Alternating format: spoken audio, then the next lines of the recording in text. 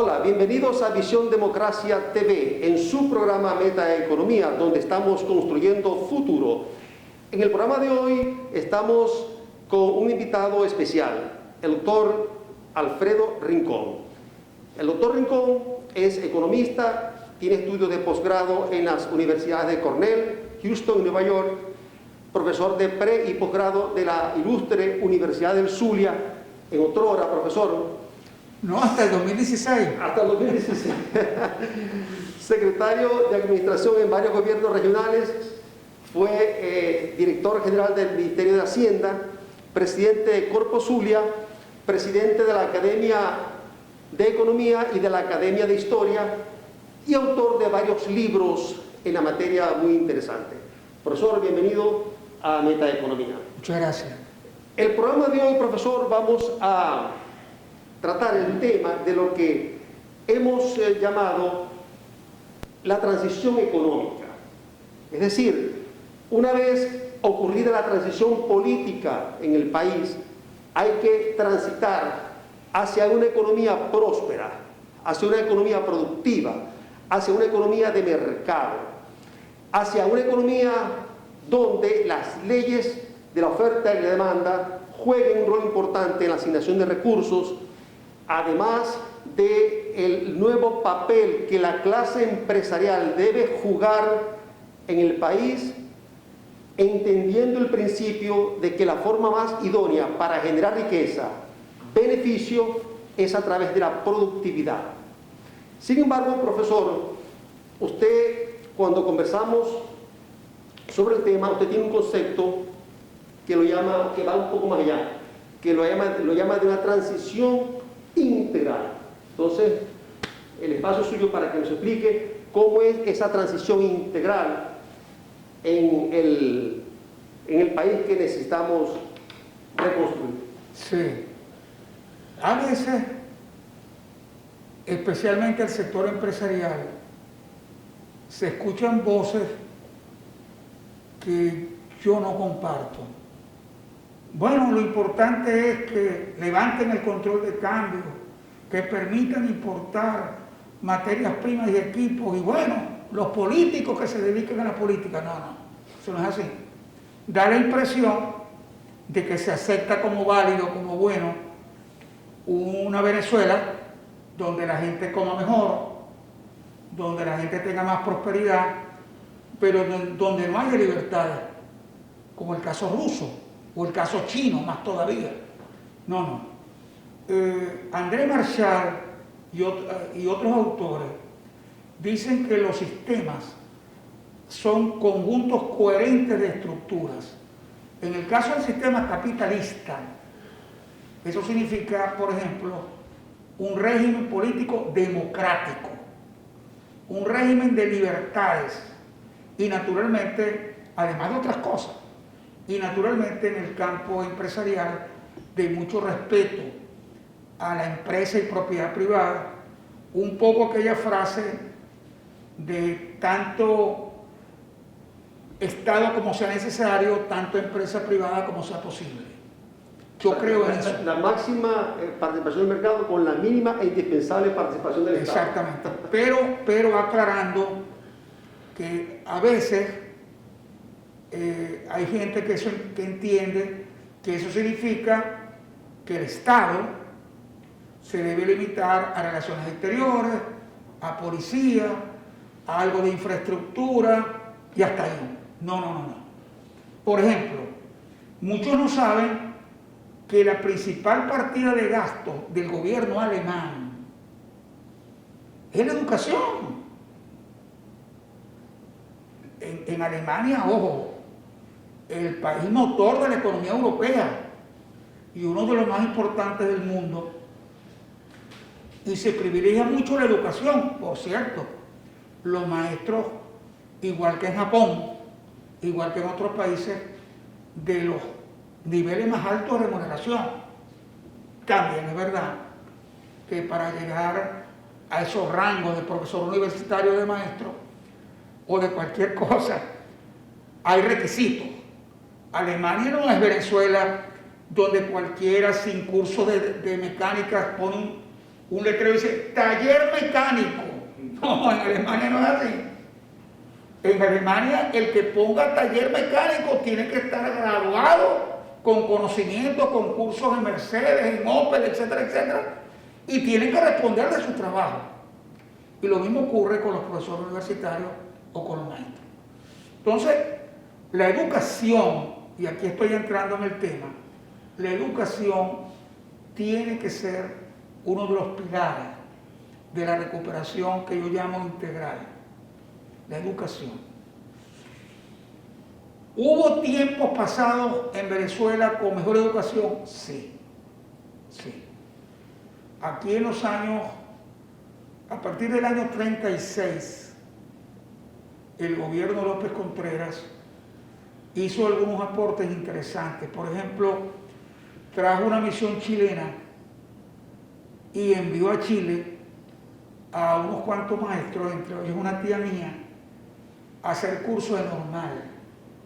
Y por años, todavía en los 50, una profesora de educación media que tuviera un título de normalista era importante. El doctor Tito Balsa Santaella, que es una gran referencia, un buen amigo mío, me cuenta que él vino a Maracaibo en el año 56. Pérez Jiménez, muchacho de 21 años. No conocía a nadie en Maracaibo. Se graduó allá en Caracas, en la normal, y le dijeron, mira, la única plaza que hay en Maracaibo, bueno, yo voy. Y vino, y se encontró que lo estaban esperando en el aeropuerto para llevar al Liceo Baral, un gran liceo en esa época, comparable al de los hermanos maristas, por ejemplo, donde yo estudié, que era uno de los mejores colegios privados a nivel nacional, junto con el San Ignacio de Caracas, junto con la Salle de Barquisimeto, junto con el San José de Mérida. Había también otros colegios privados buenos, pero...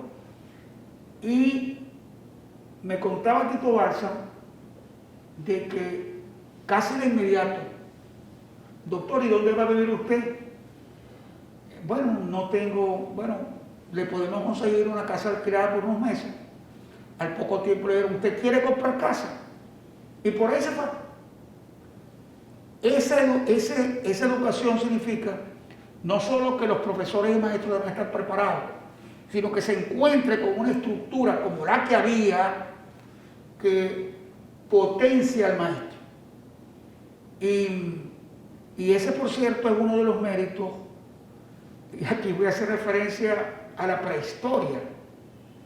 Aquí nos burlamos de que Néstor Prato, un general, fue ministro de Educación por unos días en el gobierno de Pérez Jiménez. Pero lo fue porque la importancia y la organización que se le había dado a la educación en el Zulia era ejemplar en el país. Sí.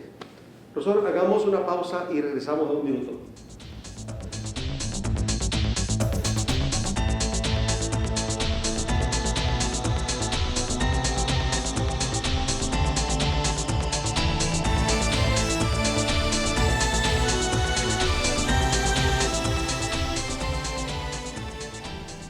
Bueno, mis amigos, en el segmento anterior el profesor nos habló sobre el tema de la educación.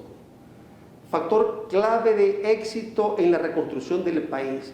Colocar en cargos claves a gente con las competencias mínimas e indispensables para cumplir cabal y exitosamente las funciones de ese cargo. Lo contrario es lo que tenemos hasta ahora. Una cantidad de empresas destruidas por mala gerencia técnica y moral.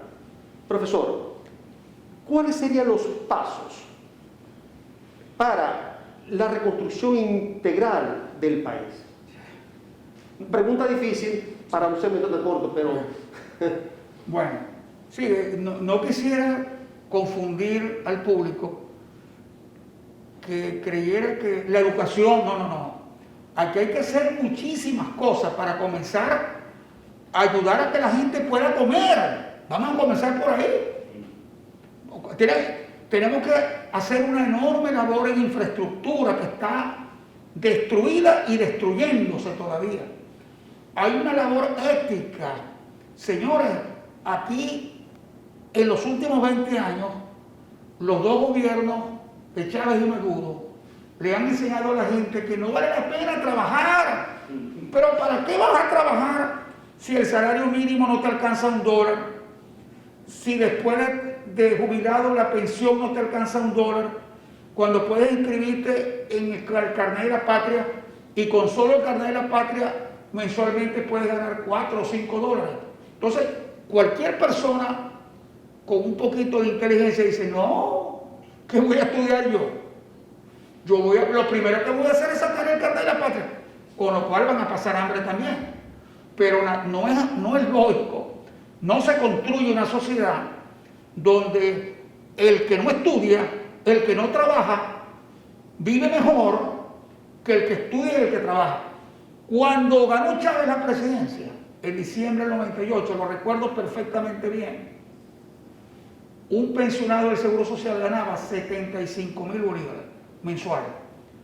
Lo estaba cobrando y en la misma taquilla o al lado podía convertirlo en dólares a un tipo de cambio de 574, tipo de cambio libre para el momento, era totalmente libre en ese momento. Con lo cual se llevaba a su casa $131 de pensión al mes. Hoy no se lleva ni siquiera $1 porque la pensión es de 1.200.000 y el dólar está mucho más arriba. Entonces, para que tengamos una idea del desplome del poder adquisitivo, más allá de hablar tonterías, de las sanciones, de la especulación que la hay,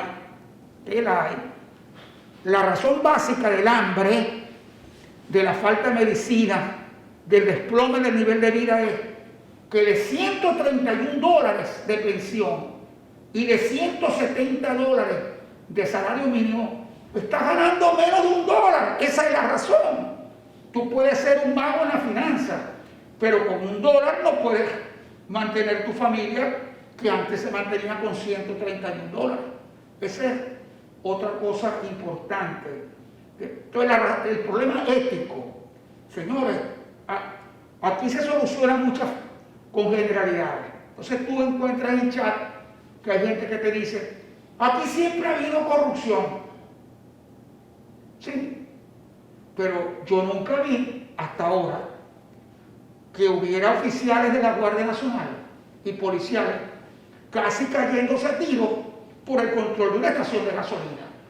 Ahora que algún general, que algún coronel en una compra de armas se ganó una comisión, mal hecho. Pero esos eran excepciones. Ahora yo creo que es raro el militar que es visto con respeto y que no roba, porque además, si no quiere robar, sus compañeros lo miran mal y hasta lo matan, porque ha habido casos así. Entonces, todos estos factores, por eso yo lo llamo reestructuración integral, todos estos factores, el factor ético, ¿cómo haces tú para levantar un país cuando se estimula el que la gente no trabaje, que no roben los liceos, las universidades como las están saqueando, la importancia de la educación? Una cosa también muy importante, la federación. Voy a citar algo que lamentablemente la mayoría de la gente no sabe. Aquí en Maracaibo, se manejaron hospitales públicos por el sector privado desde 1609 hasta 1951. Casi 3 siglos y medio. El Hospital Central, que originalmente tenía otro nombre, el Hospital de Beneficencia, etcétera, etcétera, fundado en 1609 y que hasta hace pocos años nunca dejó de funcionar, era el hospital más antiguo de América en el mismo sitio. Y así como el Hospital Central, el Chiquinquirá, inaugurado en 1862, y otros, eran manejados por empresarios privados en ocasiones designados por las autoridades locales, no Caracas, las locales, y ayudados por monjitas. Allí no se perdía una masa. Hay historias donde un médico cuenta que él vio cuando una monjita le negó al director del hospital central, porque se estaba llevando unas cosas, pero no para su casa, no robada, sino sin permiso. No, señor, tiene que firmarme aquí. En 1951 ocurrió una cosa muy grave. El gobierno del doctor Suárez Framerich, influido mucho por Pérez Jiménez, decidió estatizar los hospitales. Todos los hospitales del país van a depender públicos del gobierno central. Durante algunos años, el gobierno central de Pérez Jiménez, de Betancourt, de León, y se cuidaron de Caldera, de que los directores fueran personas preparadas, había recursos, los hospitales se mantenían bien. Pero llegó el momento, en los años 90, que el robo, que el excesivo sindicalismo, que la falta de orden hizo que los hospitales colapsaran, y ahora la falta de recursos. Ahí tienes otro ejemplo. Sí. Lo mismo en el próximo segmento, si me lo permiten, les hablo de los tribunales. Los tribunales eran nombrados por la localidad. Correcto. Y eso también se perdió. Así es. Voy a decir una barbaridad, pero usted me ha hecho llegar a una conclusión. Independientemente de que nosotros estamos enfocados, centrados en el futuro, cuando escucho hablar a usted como gente que conoce bastante del pasado, y en función de la situación tan precaria que tenemos, a uno le da nostalgia del pasado.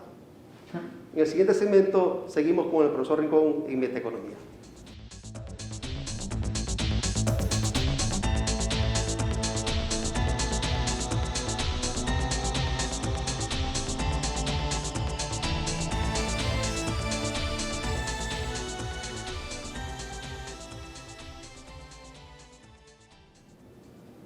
Profesor, entonces, primero, educación.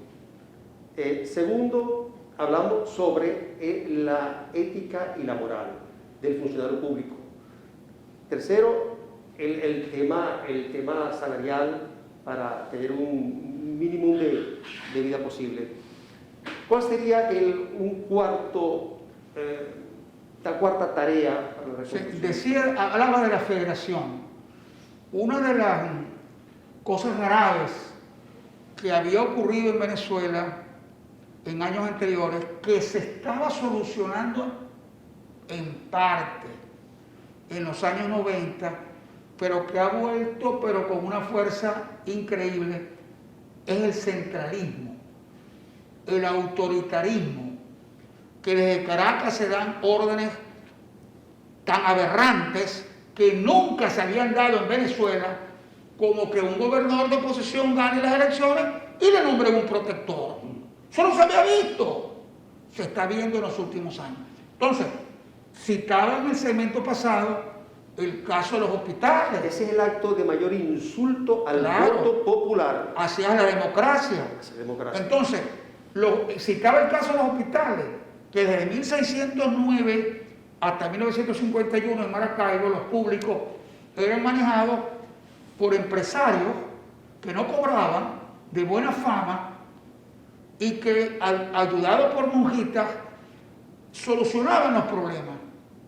Y los hospitales funcionaban relativamente bien. Y el que tenía algo de dinero, cuando iba al hospital público, pagaba.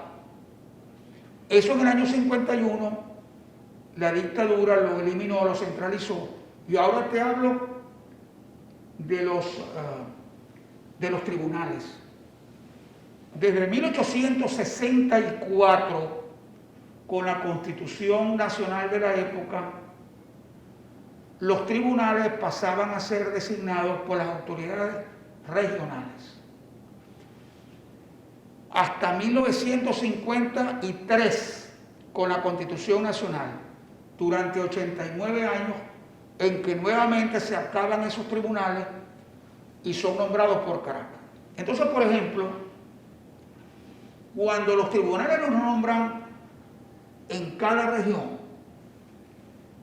hay la posibilidad, no siempre ocurría así, que tú le decías a tu hermano que era dirigente político, chico, eso que se dice de que van a nombrar juez civil al doctor Policarpo Ordóñez, ¿es verdad? Bueno, sí, chico, tú no sabes la fama de Ordóñez, ¿vale? Había una especie de crítica, eso se acabó. Hubo jueces incapaces, sí. Hubo jueces deshonestos, sí. Pero cuando es la localidad la que los selecciona, el nivel en general sube. Aquí, de hecho, hubo un juez de la Corte Federal y de Casación, que así se llamaba, lo que hoy se llama Tribunal Supremo de Justicia, que iba a nombrar Juan Vicente Gómez. Eso es histórico. Y Juan Vicente le manda a ofrecer el cargo y dice, no, yo no quiero. Por cierto, Zuliano, caramba, mire, yo no soy político.